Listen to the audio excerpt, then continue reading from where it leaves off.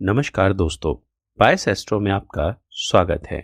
इस वीडियो में हम देवी भगवती विशेष रूप से दुर्गा सप्तशती के बारे में बताने जा रहे हैं। साथ ही हम यह भी बताएंगे कि उसका इतिहास क्या है तथा उसे कैसे जपा जाए व इस स्तोत्र या इस पाठ को करने से क्या लाभ होते हैं। हिंदू धर्म में नाना पंथ हैं और सबका लक्ष्य मनुष्य को अपने कर्मों का पालन करते हुए ईश्वर तक ले जाना है। शिव महापुराण के अनुसार हिंदुओं के 6 संप्रदाय माने गए हैं: शैव, वैष्णव, शाक्त, नाथ, वैदिक और चारवाक। इनमें मुख्यतः 3 सेक्ट बताए गए हैं, जैसे शैव, वैष्णव और शाक्त, जिसमें शैव जो भगवान शिव की पूजा करते हैं, वैष्णव जो भगवान विष्णु की पूजा करते हैं और शाक्त जो देवी भगवती की पूजा करते हैं। आज के समय में ऑलमोस्ट सब कुछ मिक्स हो चुका है और एक आम हिंदू भगवान शिव, भगवान विष्णु और माँ भगवती पर समान रूप से श्रद्धा करता है। सुबह के समय विशेष रूप से 5 देवताओं की पूजा के लिए कहा जाता है। आपने सुना भी होगा, सदा भवानी दाहिने सम्मुख रहे गणेश, 5 देव रक्षा करे ब्रह्मा विष्णु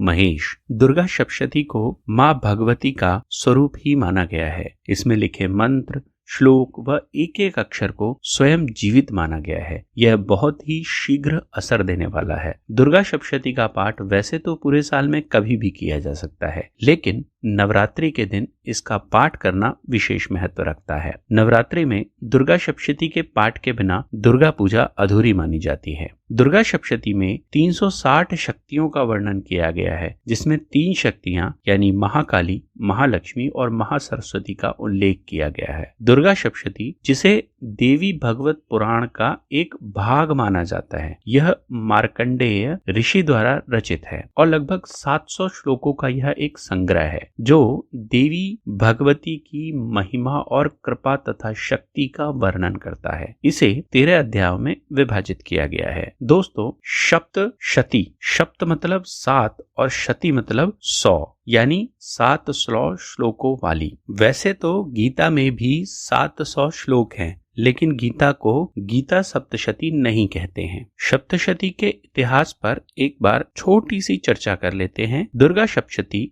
यानी देवी महात्म्य मार्कंडेय पुराण से निकला एक पाठ है। इसकी रचना 3री शताब्दी ईसा पूर्व मानी जाती है। देवी महात्म्य को मार्कंडेय पुराण की 5वीं शताब्दी में जोड़ा गया था, ऐसा मानते हैं। राजस्थान के नागौर जिले में जायल तहसील है या जायल तहसील है, उसमें स्थित है दधी माता का मंदिर, जिन्हें दधीमती माता भी कहते हैं। इसका एक शिलालेख है। वह शिलालेख ईसा पूर्व 608 शताब्दी पर लिखा गया था। उसमें देवी महात्म्य के कुछ अंश लिखे हैं। तो इससे यह निष्कर्ष निकाला जा सकता है कि इसका पाठ लगभग 7वीं शताब्दी ईसा पूर्व से पहले हुआ था। कुछ अंग्रेज लेखक इसे 400 से 600 ईस्वी के बीच मानते हैं, लेकिन अगर हम दधीमती माता के मंदिर के बारे में उल्लेखों का वर्णन करें तो यह लगभग ईसा पूर्व 700 शताब्दी पहले का है। तो यानी कि काफी पुराना है, प्राचीन है और बहुत बार किया गया है।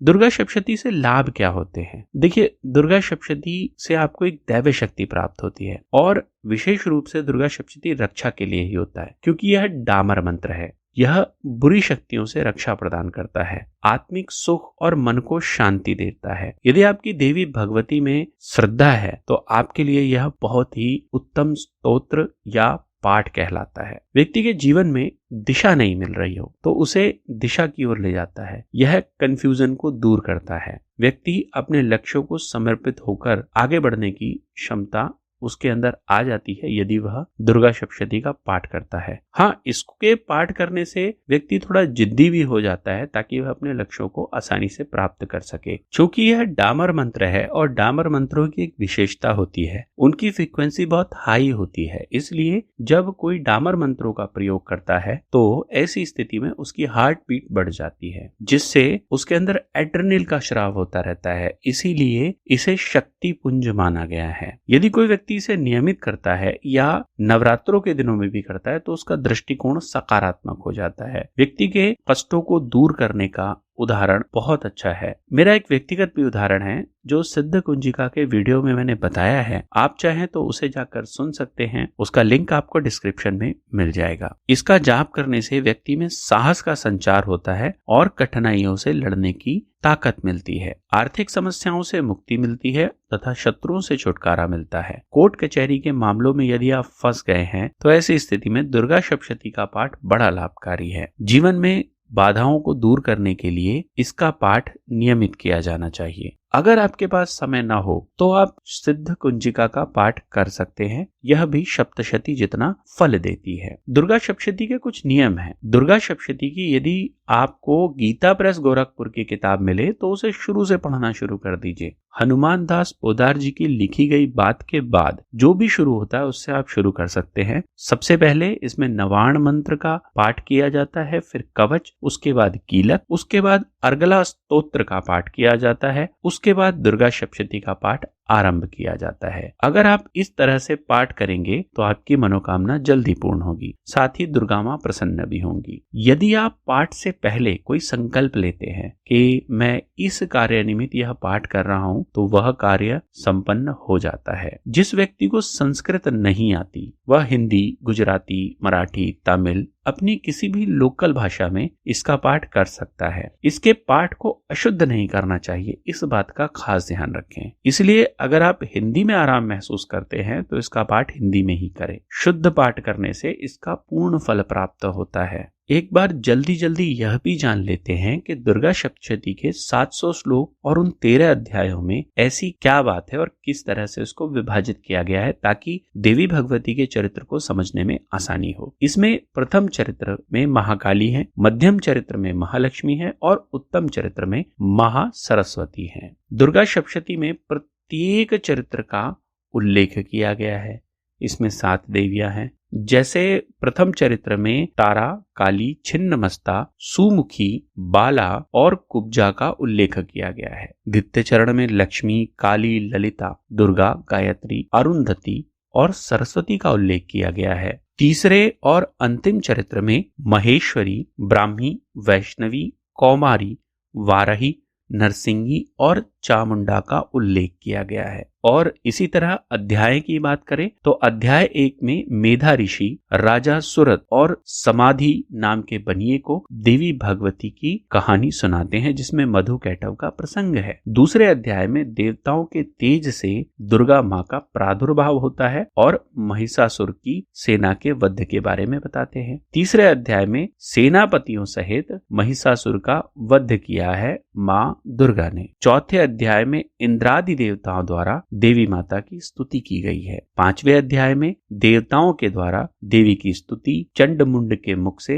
अंबिका के रूप की प्रशंसा सुनकर शुंभ का उसके दूतों का देवी माता के पास भेजना और दूतों का निराश होकर लौटना लिखा है। 5वें अध्याय में धूम्रलोचन का वध लिखा है और 7वें अध्याय में चंडमुंड का वध किया है माने। 8वें अध्याय में रक्त बीज का वध किया है और 9वें अध्याय में विशुंभ का वध किया गया है। 10वें अध्याय में शुंभ का वध किया है। 21 अध्याय में देवताओं के द्वारा देवी की स्तुति की गई है तथा देवी द्वारा देवताओं को वरदान दिया जाना है। 12 अध्याय में देवी चरित्र पाठ का महात्म है और 13वें अध्याय में सुरत और समाधि नाम के वैश्य को देवी का वरदान प्राप्त होता है। अभी जो आपने 13 अध्यायों का संक्षिप्त सुना, इससे देवी मां भगवती की कृपा आपको प्राप्त होती है। यदि आपके पास ज्यादा समय न हो तो यह 13 अध्याय का छोटा सा महात्म भी सुन सकते हैं, संक्षिप्त रूप भी सुन सकते हैं। दोस्तों, कई विद्वानों का कहना है कि प्रत्येक पाठ से आपको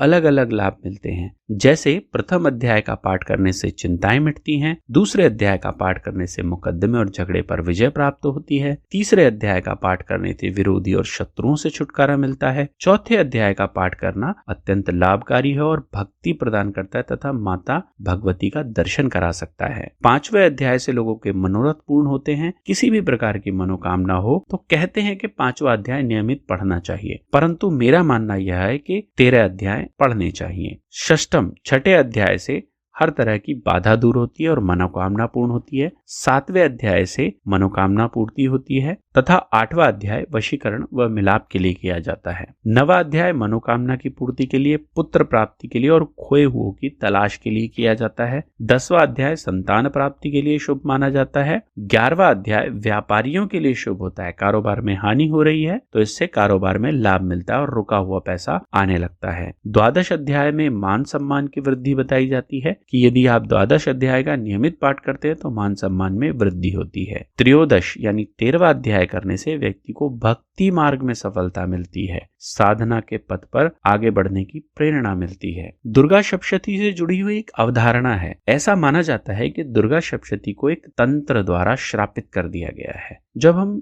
शुरू में इसमें पढ़ते हैं तो ऐसा कहा जाता है कि यह बड़ा गुप्त मंत्र है जो देवी पार्वती को दिया गया था भगवान शिव द्वारा। इसके शापित होने की एक पौराणिक घटना है। एक कथा के अनुसार जब माता पार्वती किसी कारणवश अत्यंत क्रोधित हो गईं और क्रोध के कारण उन्होंने रौद्र रूप धारण कर लिया, जिस रौद्र रूप को काली कहा जाता है। इस कथा के अनुसार माँ चारों तरफ विचरण करने लगी और प्रत्येक प्राणी का वध करने लगी। उन्होंने सुर और असुरों सभी का वध करना शुरू कर दिया और उनका क्रोध शांत ही नहीं हो रहा था। तब सभी देवता भगवान शिव के पास पहुंचे, जिसमें ब्रह्मा जी ने उनसे अनुरोध किया कि इसके परिणाम ठीक नहीं होंगे। भोलेनाथ, आप इस रौद्र रूप को शांत कीजिए और माँ दुर्गा के इस रूप को शापित कर दीजिए ताकि भविष्य में किसी के भी द्वारा इन मंत्रों का दुरुपयोग न किया जा सके। इस दौरान नारद जी भी वहां उपस्थित थे। उन्होंने ब्रह्मा जी से कहा, हे पितामह, अगर भगवान शिव ने